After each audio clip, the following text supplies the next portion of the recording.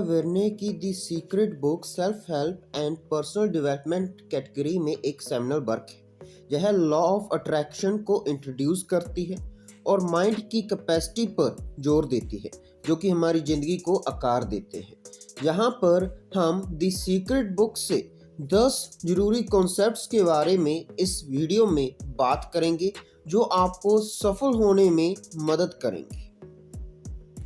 पहला है the power of positive thinking. The power of positive thinking the secret book का केंद्र। यह हमें सिखाती है कि पॉजिटिव थॉट्स पर ध्यान देने से हम हमारी ज़िंदगी को अच्छे के लिए बदल सकते हैं। यह माइंडसेट ऑप्टिमिज्म को और कैन डू एटीट्यूड को प्रमोट करता है, जो कि ये दोनों ही मुश्किलों का सामना करने के लिए ज़रूरी है। Visualising success.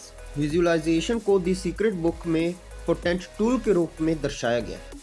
यह मेंटली डिजायर्ड आउटकम को इस तरीके से इमेजिन करने पर जोर देती है जैसे कि उन्हें पहले ही पा लिया हो। यह अप्रोच ना सिर्फ उत्तेजित करता है पर मदद भी करता है अपने ऑब्जेक्टिव्स तक पहुंचने के लिए क्लियर पाथ्स को बनाने में। Third, the law of attraction. The law of attraction the secret book का केंद्र है। यह कहा जाता है कि हैप्पी आइडियाज पॉजिटिव एक्सपीरियंसेस को लाते हैं, जबकि नेगेटिव विचार नेगेटिव आउटकम्स को लाते हैं।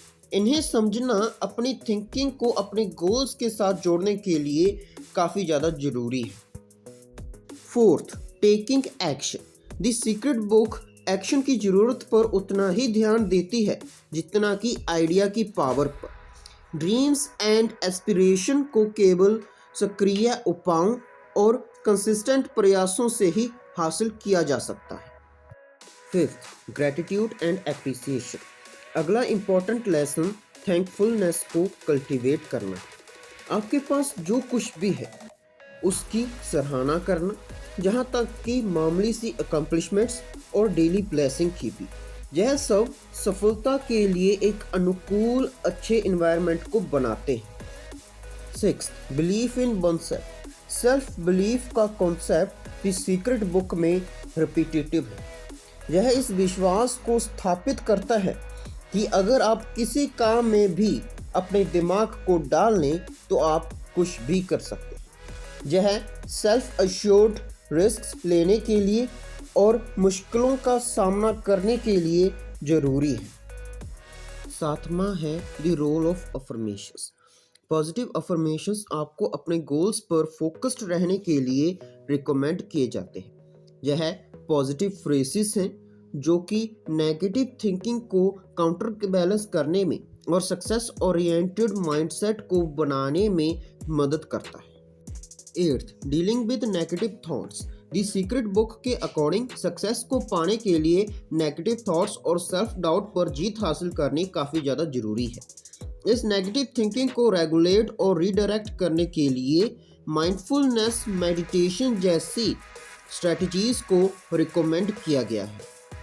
Ninth, relationships and networking. यह बुक सपोर्टिव नेटवर्क को डेवलप करने की ज़रूरत को भी दर्शाती है। पॉजिटिव माइंडसेट वाले लोगों के साथ रहने से आपको इंकरेजमेंट, इंस्पिरेशन और पॉसिबिलिटीज़ मिलती हैं। And at last, adaptability and continuous learning. आखिर में द सीक्रेट बुक नए आइडियाज़ के साथ खुलने को और चेंज के साथ फ्लेक्सिबल रहने के कॉन्सेप्ट को प्रमोट करती है। सक्सेस, चेंज, नई एबिलिटीज़ को सीखना और नई कंडीशंस को अडेप्ट करने की ज़रूरत की मांग करता है।